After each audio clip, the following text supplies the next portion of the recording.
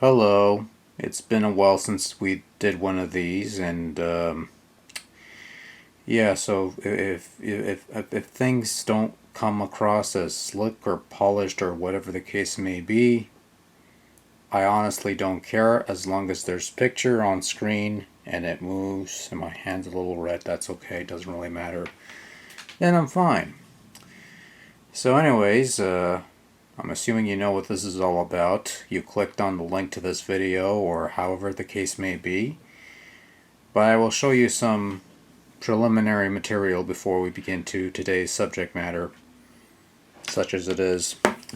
So you're all familiar with this, or most of you old folks are familiar with this. This is your stock Atari joystick, conceived for the Atari video computer system, or Atari 2600. Little joystick thing goes up and down, left and right. Little fire button here, and a top indicator to let you know which side is the top, which is fairly important. And this is a childhood memory for most folks who are old, but this is before my time because I was born a couple years after this system was conceived. We'll set that aside for now. That has no relevance to the proceedings. We got here a paddle controller, which is a dial knob device where you would play games like Breakout and Pong with this thing, and this would give you precise control. And you have a fire button on here as well, which is nice and clicky, which I kind of like. And the beauty of this paddle controller is that it came with two that you would connect into one controller slot. So you could play two-player games with, well, one wire. So some of these could do like four-player games and such. So anyways, what if there was a thing that you can do? What if there was a thing out there that combined both of these into one controller? Well, I don't know if that exists, but here's something that comes close enough.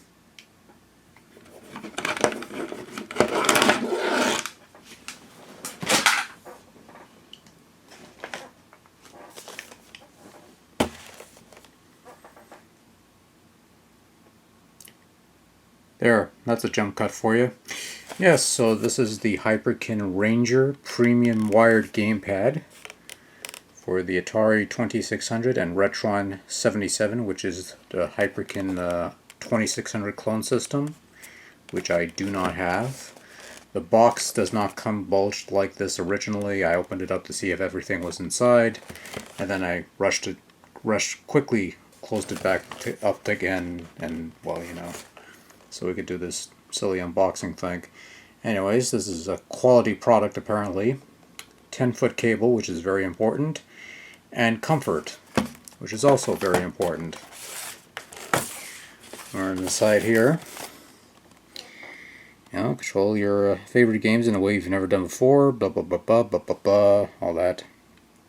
Right stick to control the analog stick on your left hand, right stick on the right hand. Okay, so there's a little switch that and you could, okay, so I give you little diagrams on how this thing is functional, pretty much.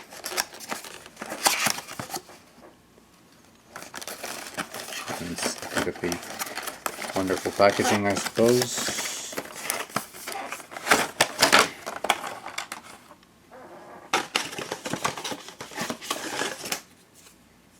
Always comes with a little card in case you care. So I'm going to set that aside. Actually, no, I'm going to set that recycling. Doesn't come with any other paper material, so this is all we got to work with. You got the cable in the back here, so that's kind of a thing there. Okay, so right here you can tell you have a switch. P mode being the paddle, and S mode being the stick. Like so. So that's the stick, like so, and this is the knob, which it's not bad actually. Knob's not bad. The stick also fairly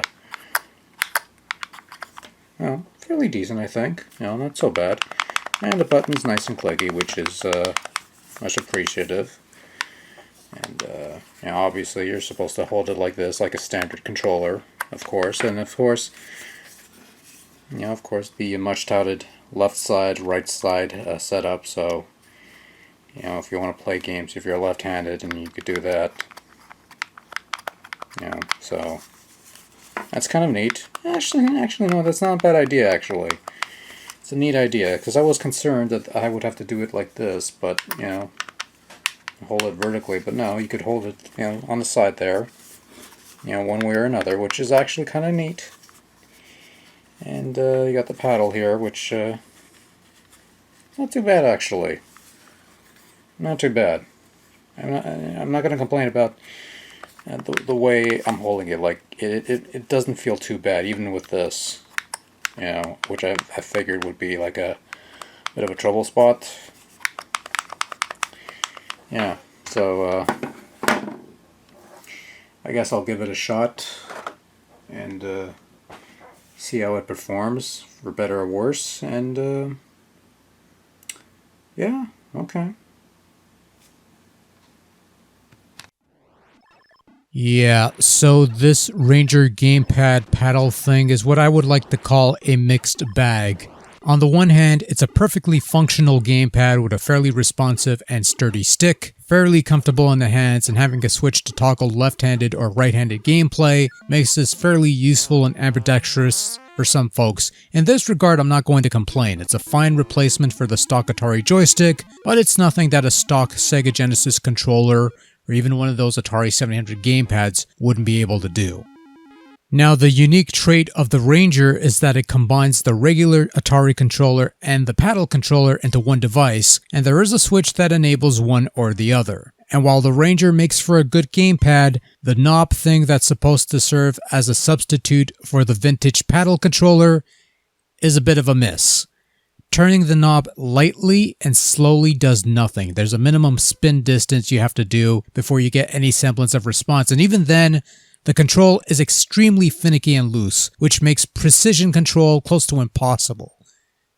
Just for comparison's sake, I pulled out the old paddle controllers to try with Super Breakout, and control on that count was much better. I could make little movements easily, response time was almost instantaneous, not bad for control devices almost 3 decades old. The Ranger's knob, on the other hand, is not quite ideal, and that's a bit of a shame since that was the whole selling point for this thing in my book.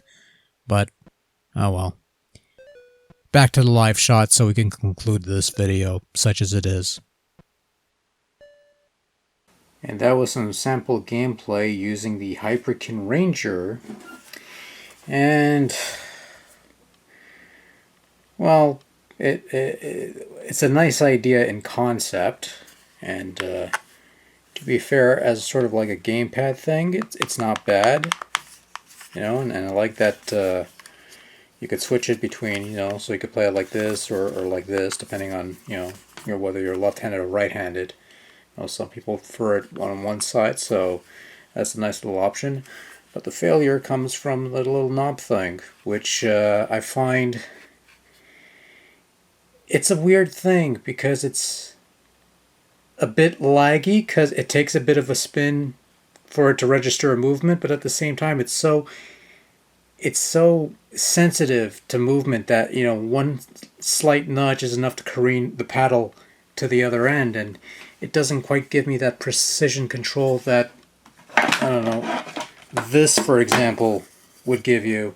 And this is something that's like 30 years old, and it's like still the most ideal way of playing something like Super Breakout on the Atari.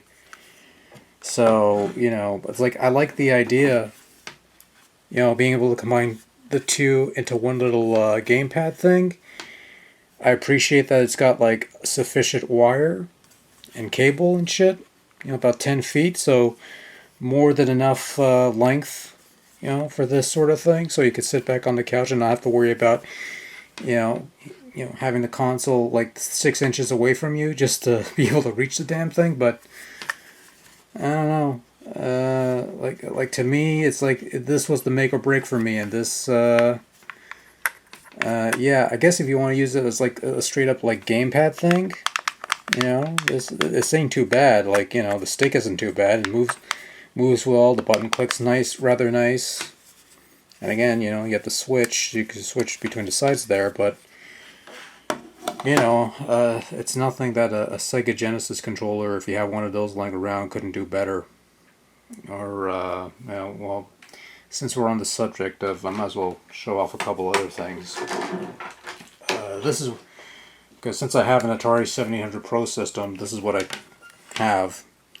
The Atari 7800 gamepad that they would supply with European versions of the 7800, which, what you see there. And, it's not the greatest thing ever, but it's functional. It's fairly functional. It has a removable stick, so if you want to use the D-pad, but I keep it on because the stick actually makes it a little better. It's like, as far as gamepads go, it's not the greatest thing ever, but I've played with worse. And of course, like, the one drawback with this is that it's only got like 3 feet of cable.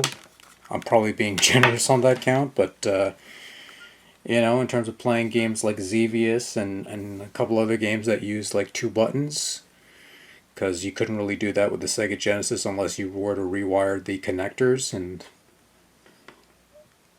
I ain't down with that sort of thing. That's like, that's somebody else's wheelhouse, not mine, but that's what I would use, and it's, at least for like the 2600 stuff, I figured this would be a nice replacement, and maybe for stuff like that, I could probably go for that. But it's like, as far as like paddle games though, ultimately this is better than this little knob here.